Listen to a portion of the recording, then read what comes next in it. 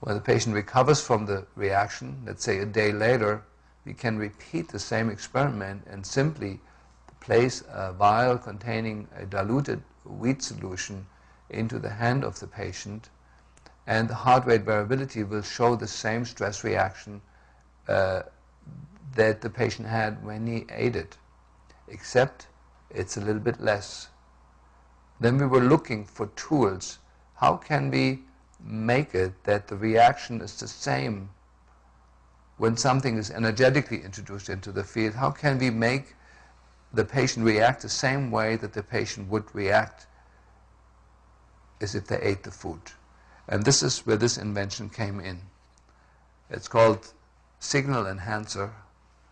It's a special material that I'm not going to disclose what it is. It's a plastic material that has an absolute perfect crystalline arrangement of the molecules in it. That means every molecule has exactly the same distance to every other molecule in a perfect geometrical structure. There is no irregularities in this material. That is a precondition. And if I place now a vial of diluted wheat on here and hold it close to the patient's heart rate variability will now show the same stress reaction that the patient would show if they eat the wheat. Before I discuss the oral options, I'd like to point out an important principle, and that is that biotoxins such as mold toxins that are already mentioned, or for example quinolinic acid from Lyme disease, and mercury all have to be moved through the same detox pathways, detox channels in our system. And by removing one group of toxins, we're aiding and facilitating the removal of the others, even if we do not directly interact with them. So my mercury detox program, as it's often misnamed, is the same program that I use to remove mold mycotoxins and Lyme biotoxins. And if you want to, tetanus biotoxins and anaerobic biotoxins from gut problems. This is an important principle. We do not have good enough research on how to remove Lyme neurotoxins and Lyme biotoxins, or even simple things like streptolysin, the strep biotoxins, or even the most important, the staph biotoxins. There's two very potent biotoxins that make staph infections so vicious, and yet when you look in the literature, there's really nothing to be found there. However, I've treated a few cases of resistant staph, and we simply used our removal program of lead and mercury, and then the antibiotics that did not work before suddenly started working beautifully. So when I discuss the oral options here, just kind of keep in mind that we are addressing a much larger field of problems than mercury or lead. The other point I'd like to make is that there is intrinsic mechanisms that we use to clean out the cells.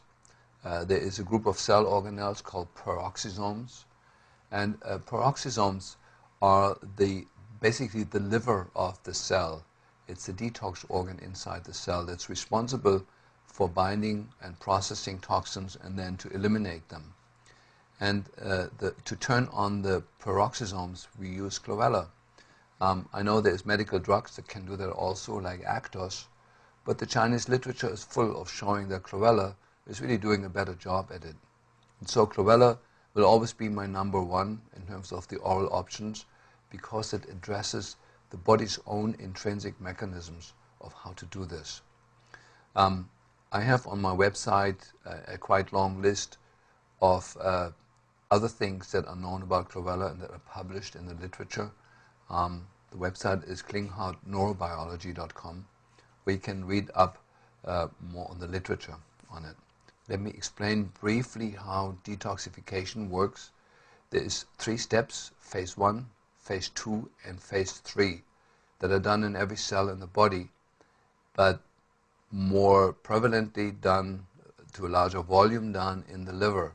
The liver is, of course, our specialized organ for detoxification. Next in line would be the kidney, and after that would be the skin. They're all rich in these detox enzymes. The first step is that the phase 1 takes a toxin and breaks it apart into smaller particles, some of which may be more toxic than the original substance. Phase 2 is the step by which the body binds these toxic substances to some of the body's own molecules that makes the substance non-toxic. Phase 3 is then binding this complex to a transporter molecule that allows it to be excreted and shuttled out either in the kidney or in the skin or in the liver. Now, the transporter molecules, 90% of the toxins are excreted through the liver, through the bile, into the small intestine, and then are excreted with the stool. However, many of them are reabsorbed on the way down because they're neurotoxins. They have an affinity for the nerve endings in the gut. And so to prevent that, we give binding agents in the gut. And there's an amazing thing that happens. When you bind toxins in the gut, you're cleaning up the mucous membranes in the gut. That gives a feedback signal to the liver and kind of say, hey, we're ready for more toxins because we're clean now. You can process more toxins. And it turns on the phase 3 detox. And when that works successfully, that gives feedback to phase 2 to turn that on. And if that works, it gives feedback to phase 1 for that to work better. So without having to always give an agent that goes deep into the brain or deep into the liver or deep into the connective tissue, we can simply work on the surface of the gut to remove toxins here, to create a cascade of events where the body on its own starts detoxing on very, very deep levels. So these agents will always be my first choice.